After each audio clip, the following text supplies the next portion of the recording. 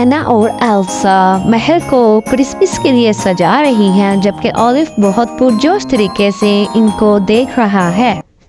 एना और एल्सा को एहसास है कि इनकी कोई खानदानी रवायत नहीं है, क्योंकि वो एक दूसरे से अलग रहती थी, और ओलिव इनकी मदद करने का फैसला करता है। ओलिव और सवेन मुख्तलिफ खानदानी रवायात को तलाश करते हुए कस्बे के सफ़र पर जाता है। ओलिव और सवेन रोकन से मिलते हैं, जो अपने सोना और गर्म चॉकलेट की रवायत में शरीक हैं। ओलिव बहुत ज़्यादा पुरजोश हो जाता है। ओलिव और सवेन एक पहाड़ी से नीचे फिसलते हैं और इनकी स्लेट टूट जाती है। ओलिव वापस आने का रास्ता तलाश कर रहा था लेकिन भेड़ियों ने अचानक उस पर हमला कर दिया।